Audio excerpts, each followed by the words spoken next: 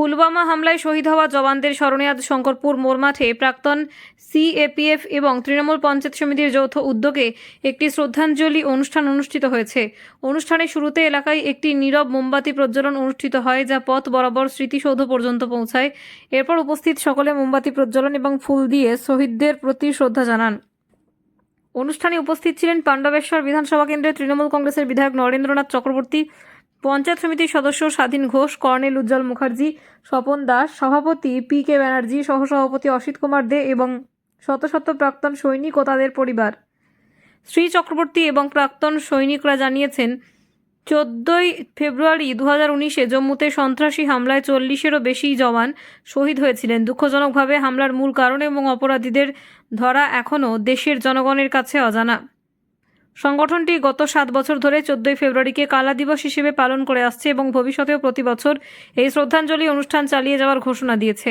শঙ্করপুর মোড়ে আজকের শ্রদ্ধাঞ্জলি অনুষ্ঠান শহীদ জওয়ানদের প্রতি সম্মান ও শ্রদ্ধা জানানোর পাশাপাশি দেশের প্রতি সতর্কবার্তা হিসেবে কাজ করছে।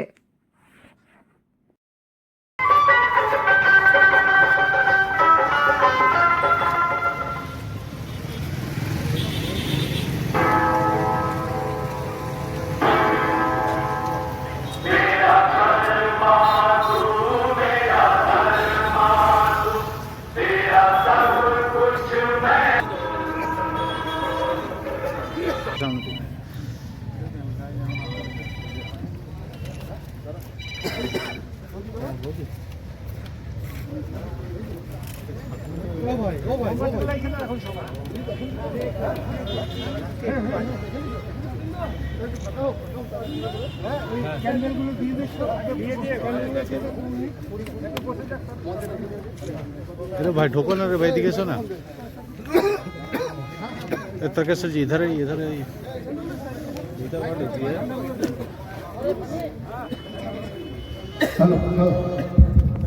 आज ভারতবর্ষের ইতিহাসে একটা কালো দিন। 2019 14 ফেব্রুয়ারি বিদেশি হানাদারদের দ্বারা আক্রমণে আমরা আমাদের ভারত মায়ের 40 জন বীর সেনাকে আমরা হারিয়েছি। যারা বীর সেনানী মঞ্চে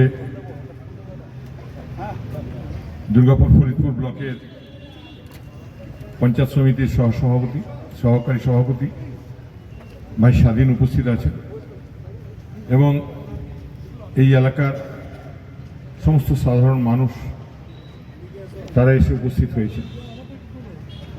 প্রত্যেককে কৃতজ্ঞতা জানাই যে আমাদের এই ছোট্ট যে শ্রদ্ধার্ঘ্যের অনুষ্ঠান, এই অনুষ্ঠানে সবাই সামিল হওয়ার জন্য। মূলত এক্স সার্ভিসম্যান যারা আছেন, সিআরপিএফ, পুলিশ এবং স্বাধীনের উদ্যোগেই আজকের এই অনুষ্ঠান আমরা আমাদের যারা বীর সেনানী আজ থেকে 7 বছর আগে পুলওয়ামা অ্যাটাক, যেখানে কাপুরুষের মতো আমাদের সেনানীদের আরডিএক্স দিয়ে উড়িয়ে দেওয়া হয়েছিল, তার স্মরণে আজকের এই সন্ধ্যায় দুর্গাপুর এবং পাণ্ডবেশ্বর বিধানসভার মানুষজন আজকে ক্যান্ডেল মিছিল করে সেই শহীদদের উদ্দেশ্যে শ্রদ্ধার্ঘ্য নিবেদন করলেন। আসলে আমরা আমার বিধানসভার আরেকটু অন্য প্রান্তে শীতলপুর, সেখানে 7 বছর ধরে আমরা একটি অনুষ্ঠান পালন করে আসছি। সেখানে অনেক বড় শহীদ বেদি তৈরি হয়েছে, প্রায় 10,000 মানুষ এই অনুষ্ঠানে উপস্থিত থাকেন। তাই সত্যি আমার একটু তাড়া আছে, এখানে অনুষ্ঠান করে আবার ওখানে দৌড়াতে হবে। আসলে আজকের এই দিনটা পৃথিবীর ইতিহাসে একটা ভয়ঙ্করতম দিন, ব্ল্যাক ডে। মোকাবিলায় যে দৃঢ় প্রতিজ্ঞ সেই বীর সেনানীদের কাপুরুষের মতো ষড়যন্ত্র করে হত্যা করা হয়েছে। সারা পৃথিবীর মানুষ শিউরে উঠেছে। ভারতবর্ষের মানুষ প্রশ্ন তুলেছিল যে 300 কেজি RDX এলো কোথায়।